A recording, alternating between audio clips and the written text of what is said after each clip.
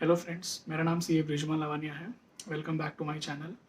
आज का जो वीडियो है वो है ऑनलाइन जो गेम्स होते हैं उसका ऊपर क्या टैक्सेशन होता है, या फिर जो केबीसी जैसा गेम है, या फिर अपन क्रिकेट के ऊपर या फिर फुटबॉल के ऊपर जो ऑनलाइन गेम्स हम लोग फैंटेसी स्पोर्ट्स गेम जो खेलते हैं, जैसा ड्रीम 11 हो गया, MPL हो गया, माई 11 सर्कल हो गया, पेटीएम फर्स्ट गेम्स हो गया। तो इनका क्या टैक्सेशन है इनकम टैक्स में, उसके बारे में हम पता करेंगे। सो आई रिक्वेस्ट कि आप ये वीडियो पूरा देखिए। मैं ये वीडियो में आपको ऑनलाइन गेम्स के टैक्सेशन के बारे में बताता हूँ। सो वीडियो स्टार्ट करने से पहले हम लोग समझ लेते हैं कि इनकम टैक्स में ऑनलाइन गेम्स को कैसे कंसिडर किया गया है। सबसे पहले ये जो ऑनलाइन गेम्स का जो इनकम होता है, ये विनिंग फ्रॉम लॉटरीज या क्रॉसवर्ड्स पजल्स जो स्पोर्ट्स में होता है उसी उसी के अंडर कवर किया जाता है। तो ये जो इनकम है इसको इनकम फ्रॉम अदर सोर्सेज के अंडर ही लिया गया है।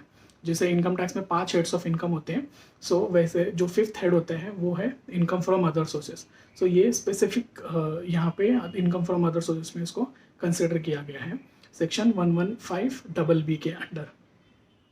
और इसका जो इनकम जो होता है वो कैसे कंसिडर होता है, जो आप गेम्स में जीतते हो अमाउंट, वही आपका इनकम कंसिडर होता है इनकम फ्रॉम अदर सोर्सेज के अंदर। एंड ये स्पेसिफिक इनकम रहता है। इसका क्या टैक्सेशन होता है वो हम लोग अभी नेक्स्ट पॉइंट में पढ़ेंगे। सेकंड जो पॉइंट्स है वो है टैक्स रेट। ये जो इनकम फ्रॉम अदर सोर्सेज है जो ऑनलाइन गेम्स के अंडर आता है उसके अंडर, तो उसका टैक्सेशन होता है बेसिकली इसका TDS में सेक्शन है 194B के अंडर। इसमें लिमिट है कि अगर आपको 10,000 के ऊपर आपको अगर इनकम मिलता है तो वो आपका 30% टैक्स रेट होता है। एंड ये 30% टैक्स रेट में भी आपको 4% से ऐड करके होता है। तो जो मेन इनकम जो टैक्स रेट बनता है विनिंग फ्रॉम ये दिस ऑनलाइन गेम्स, वो 31.2% आपका बन जाता है। सरचार्ज भी आ जाएगा अगर आपने 50 लाख के ऊपर इनकम अर्न किया रहेगा तो। उसके बाद जो नंबर ऑफ इसमें डिडक्शंस आता है कि जैसे आपका इनकम हो गया तो इनकम में आपको डिडक्शन का बेनिफिट भी मिलना चाहिए। यहाँ पे वैसा कुछ चीज़ नहीं है। इसमें जो आप अगर कोई पार्टिसिपेशन फीस अगर आप या फिर एंट्री फीस अगर आप देते हो तो आपको उसके ऊपर कोई भी जो डिडक्शन होता है कि फॉर एग्जांपल आपने 100 रुपीज़ पार्टिसिपेशन फीस पे किया एंड आपको 1000 रुपीज़ में उसमें प्रॉफिट हुआ, गेन हो गया। 1000 में से आप इनकम कंसिडर करते टाइम पे आप ये नहीं बोल सकते कि मेरा इनकम 1000 माइनस जो 100 रुपीज़ मैंने पार्टिसिपेशन फीस किया था वो मेरा है। वैसा नहीं होता। यहाँ पे पूरा 1000 रुपीज़ आपका इनकम कंसिडर होगा। जो भी आप वो इनकम अर्न करने के लिए कोई भी सब्सक्रिप्शन फीस, कोई भी एंट्री फीस, ये आप अगर पे करते हो तो आपको उसका बेनिफिट इनकम टैक्स के अंदर नहीं मिलेगा। उसके बाद जो मेरा 4th पॉइंट है इसके अंदर वो है नो सेट ऑफ लॉसेस। ये मैं आपको एक एग्जांपल देता हूँ। एग्जांपल के थ्रू मैं आपको एक्सप्लेन करता हूँ कि जैसे मैंने एक प्ले के अंदर मैंने 2 बेट किया। फर्स्ट बेट में मुझे गेन हुआ, ओके, सपोज 5000 रुपीज़ में जीता। एंट्री फीस 500 रुपीज़ था जिसमें 5000 रुपीज़ में डाल के जीत गया। दूसरा भी मैंने 500 रुपीज़ का एंट्री फीस डाला एंड वो गेम में हार गया, मतलब मेरा वो एंट्री फीस चला गया। अब मैं जब इनकम टैक्स में जब इनकम का कंसिडर का बात होगा कि मेरा कितने पे इनकम है, तो वो टाइम पे मुझे जो लॉस हुआ है उसका यहाँ पे मेरे जो मैंने अमाउंट जीता है उसके अगेंस्ट में मैं इसका सेट ऑफ नहीं कर पाऊंगा।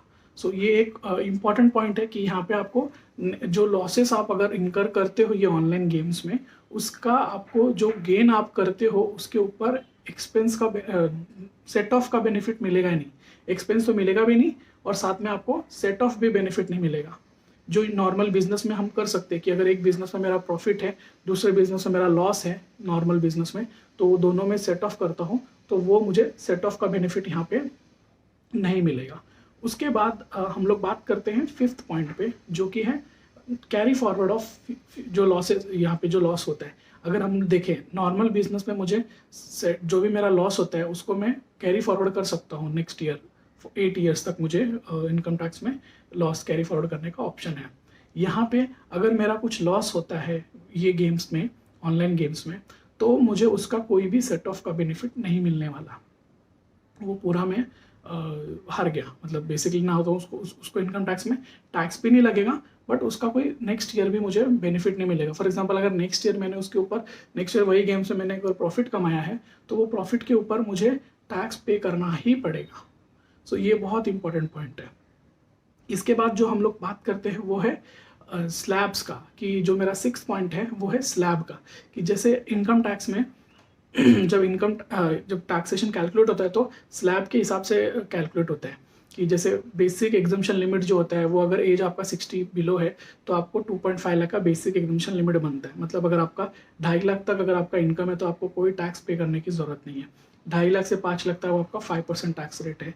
5 लाख से आपका 10 लाख तक आपका 20% टैक्स है। ये ओल्ड रिजिम का बात कर रहा हूँ। सो जैसे ये स्लैब्स हैं, यहाँ पे अगर आप इनकम फ्रॉम ये ऑनलाइन गेम्स या फिर इससे अगर कमाते हो इनकम, तो इसमें आपको इसमें अगर आप कमाते हो तो आपको ऑनलाइन में इसका स्लैब का बेनिफिट नहीं मिलने वाला।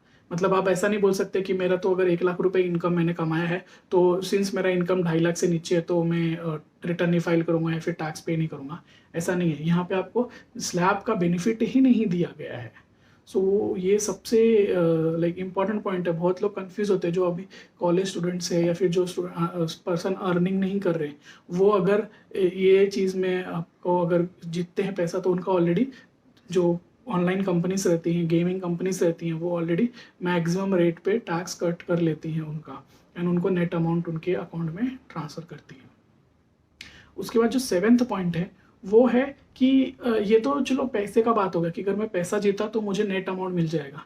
सो बेसिकली विनिंग में 2 टाइप होता है। एक तो आप कैश में जीतते हो, लेकिन आप पैसा जीतते हो। दूसरा होता है आप काइंड में जीतते हो। फॉर एग्जांपल आपको कार मिल गया अवार्ड में, या फिर कुछ और चीज़ मिल गया। ओके, तो वहाँ पे कैसा टैक्सेशन होता है, इसका मैं आपको एक एग्जांपल देता हूँ। जैसे आपने 1 लाख का विनिंग प्राइज जीता और आपको साथ में एक बाइक भी आपको गिफ्ट में मिला, वो बेसिकली आपने जीता वो प्राइज। ओके, ये ऐसे गेम्स में तो आप बोलोगे कि 1 लाख रुपीज़ पे तो मेरा टैक्स आ जाएगा 31.2% के हिसाब से।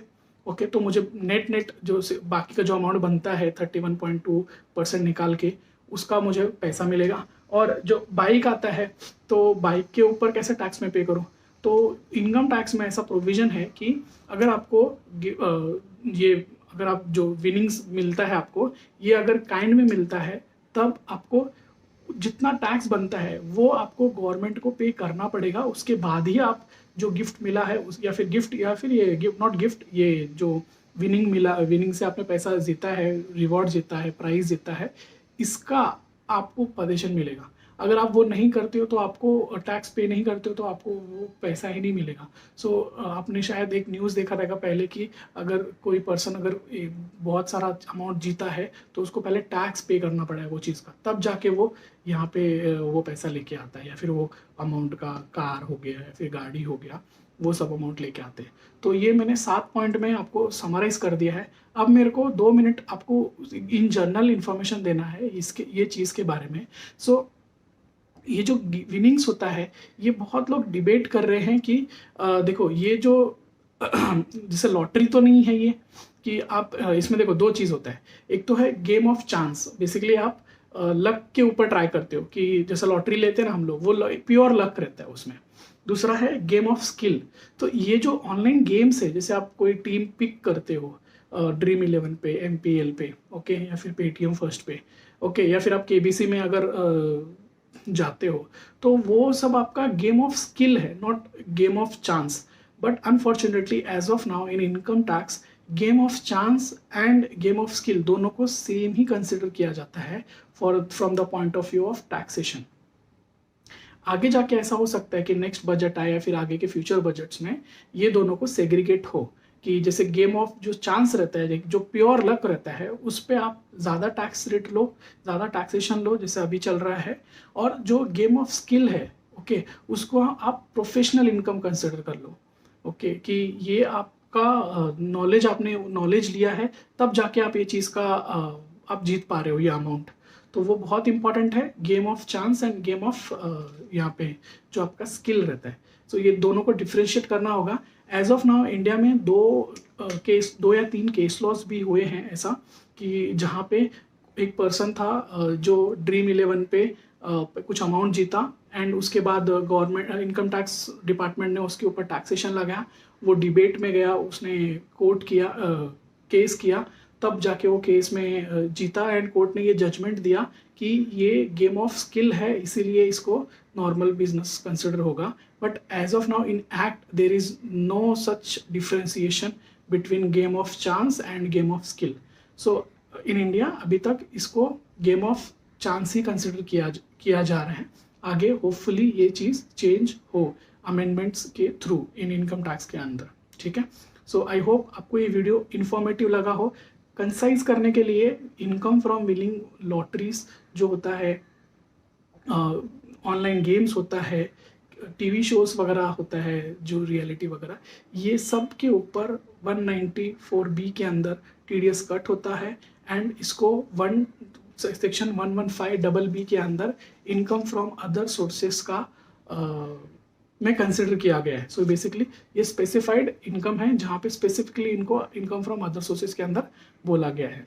सो आई होप आज की वीडियो में इतना ही। आई होप आपको ये वीडियो अच्छा लगा हो। अगर आपको ये वीडियो अच्छा लगा हो तो प्लीज़ ये वीडियो को ज़्यादा से ज़्यादा लोगों को शेयर कीजिए, ये वीडियो को लाइक कीजिए और मुझे फीडबैक में कमेंट सेक्शन में बताइए कि आपको ये वीडियो कैसा लगा। और अगर आपको कोई वीडियो का सजेशन मुझे देना है कि जिस पर मैं वीडियो बनाऊँ, सो प्लीज़ आप कमेंट सेक्शन में लिखिए और ये वीडियो को ज़्यादा से ज़्यादा लोगों तक आप शेयर कीजिए। Thank you so much.